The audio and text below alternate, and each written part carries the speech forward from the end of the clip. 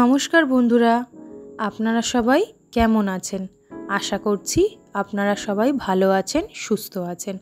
আমার চ্যানেলের নতুন আরেকটা ব্লগে আপনাদের সকলকে স্বাগত জানাই। আজ হলো গিয়ে শুক্রবার, আর আজকে এখন এই সময়টায় ওই 5:30-6টা মতো বাজে, এখনও কিন্তু সন্ধে হয়নি। আজকে দুপুরবেলায় সোনুকে একটু তাড়াতাড়ি ঘুম পাড়িয়ে দিয়েছিলাম। আসলে এখন আমরা তৈরি হয়ে যাব হচ্ছে একটা ইনভিটেশন বাড়িতে। কর্তামশাইয়ের বন্ধুর ছেলের আজকে অন্নপ্রাশন, তো সেইখানেই নিমন্ত্রণ আছে। এখন তাড়াতাড়ি করে কাজ সেরে নিয়ে রেডি হয়ে তারপরে আমরা যাব। আর এর মধ্যেই সন্ধে হয়ে গিয়েছে, মামনি এখন সন্ধে দিতে বসেছে। আর তার পাশে আমার ছোট্ট সোনাটা ঠাকুর নন করতে গেছে। ছোট থেকেই ওকে অভ্যেস করাচ্ছি যাতে সন্ধেবেলা সকালবেলায় যখন শঙ্খ ফু দেয় তখন যাতে নমস্কার করে। তো দেখুন, এইদিকে আমি ওর খাবার রেডি করতে গিয়েছি, আর এদিকে ও কিন্তু ঠাম্মির সাথে গিয়ে ঠাকুরকে নন করতে গেছে। আসলে আজকে উইকডেজের মধ্যে নিমন্ত্রণ পড়াতে কর্তামশাই যখন কাজ থেকে আসবে তখনই আমাদেরকে যেতে হবে। সেই জন্য আমরা তাড়াতাড়ি করে রেডি হয়ে নিচ্ছি যাতে কর্তামশাই আসলে আর বেশিক্ষণ সময়টা না লাগে, আমরা তাড়াতাড়ি বেরিয়ে যেতে পারি। আর একটা ছোট মানুষকে তৈরি করতে তো অনেকটাই সময় লাগে, তার সাথে সাথে একটা ইনভিটেশন, একটু রেডি না হলে তো চলে না। এই যে জামাটা দেখতে পাচ্ছেন, এই জামাটা বার করেছিলাম, কিন্তু এই জামাটা আমি পরতে পারিনি কারণ আমার গায়ে এই জামাটা টাইট হয়ে গিয়েছে। যাই হোক, চলুন রেডি হয়ে নিই। তো এই যে দেখুন, শেষমেশ এই জামাটাই পরে নিলাম আর হালকা করে একটু মেকআপ করে নিয়েছি। আমি কিন্তু গেট রেডি উইথ মির ভিডিওটা কিন্তু দিয়ে দিয়েছি।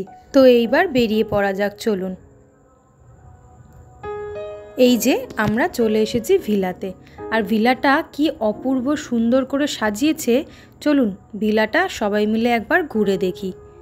এইখানে দেখুন কি সুন্দর একটা ড্রেনের মতন জায়গা করে সেইখানে অ্যাকুরিয়ামের মতন মাছগুলো ছেড়ে রেখে দিয়েছে। আর এইখানে শুধু একটা নয়, বেশ 4-5টা মতন অ্যাকুরিয়াম কিন্তু এখানে সাজানো রয়েছে, যেটা কিন্তু ভিলার আলাদা করে একটা দৃষ্টি আকর্ষণ করছে। এইবার চলুন আপনাদেরকে দেখাই এই ভিলার মেন আকর্ষণ। এই ভিলাতে ঢুকতেই আমি দেখলাম বেশ সুন্দর করে ডেকোরেশন করে কাঁচ দিয়ে ঘেরা একটা জায়গায় গণেশ ঠাকুরের মূর্তি বসিয়ে সেখানে ডেকোরেশন করা হয়েছে। আর এখন অনেক ভিলাতেই এই জিনিসগুলো কিন্তু দেখা যায়। আর এই যে অভিনব সাজ বা ডেকোরেশন, এটা কিন্তু আমার অপূর্ব লাগে। আর এত বড় জায়গা পেয়ে আমার ছেলে তো চারিদিকে ঘুরে বেড়াচ্ছে। চলুন আপনাদেরকে একবার ঘুরিয়ে দেখাই। কি দেখাচ্ছে, চলো দেখা।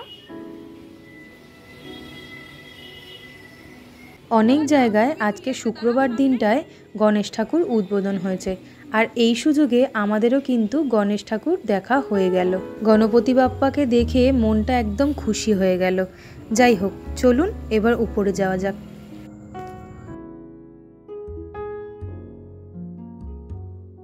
এই যে উপরে চলে এসেছি, আর দেখুন ব্যাকড্রপটা যেরকম বেলুন দিয়ে সাজায় সেরকমই সাজিয়েছে। খুব আহামরি কিছু নয়, কিন্তু কালার কম্বিনেশনটা এতই অপূর্ব ছিল, আর চারিদিকে লাইটগুলোর জন্য আরও বেশি ভাল লাগছিল। মাঝখানটায় একটা লন মতন ছিল, আর দুই দিকে চেয়ারগুলো রাখা ছিল। চেয়ারগুলোর আবার সাইডগুলো কিন্তু গোল্ডেনের কাজ ছিল, মানে যাকে বলে একদম অপূর্ব ডেকোরেশন ছিল। যারা আমার ব্লগ বরাবর দেখেন তারা জানেন যে আমার ছেলে 1 সেকেন্ডও বসতে পছন্দ করে না। ও চারিদিকে ঘুরে বেড়াচ্ছে, আর ওর পাপা বিভিন্ন রকম পোজ নিয়ে কিন্তু ছবি তুলে দিচ্ছে। সেটাকেই আমি ক্যামেরা বন্দি করার জন্য একটু ভিডিও করে নিলাম।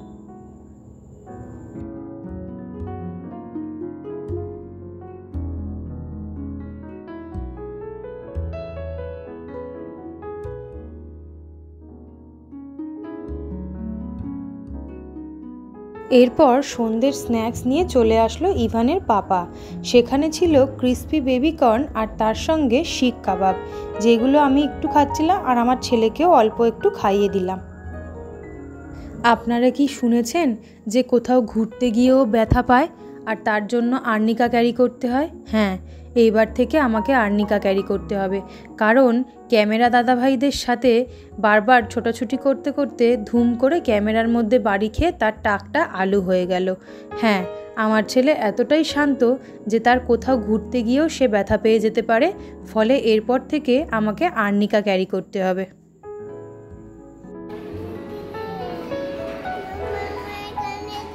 কি করে লাগলো দেখি তো? বাবা ভুলে গেছে তো, কি করে লাগলো?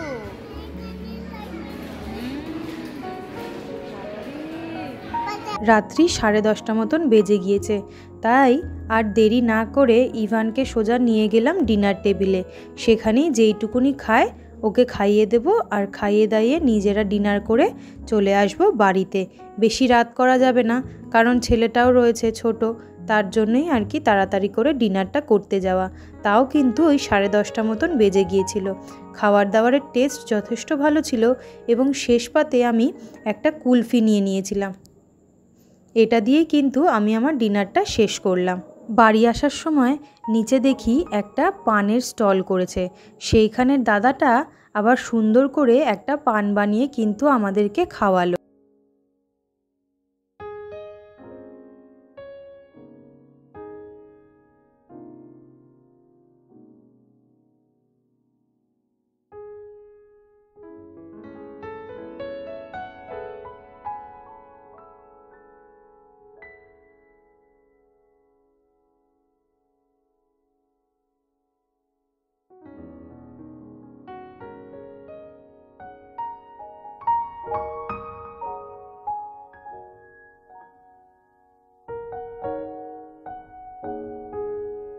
এইভাবেই সুন্দর করে আজকের সন্ধ্যেটা কিন্তু আমাদের কেটে গেল। তো যাই হোক, আজ আসি, দেখা হচ্ছে আরও একদিন আরও একটা নতুন ব্লগের সাথে। আমার এই ব্লগটা যদি ভালো লেগে থাকে তাহলে অবশ্যই একটা লাইক করতে ভুলবেন না। আর যদি আমার চ্যানেলটা আজ আপনারা নতুন দেখে থাকেন তাহলে যদি ব্লগগুলো ভালো লাগে অবশ্যই সাবস্ক্রাইব করে দেবেন।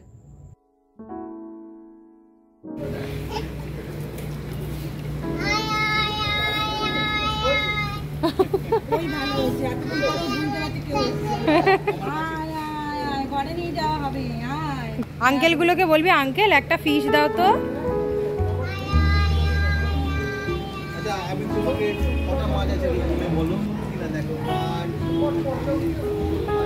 বাবা দেখিস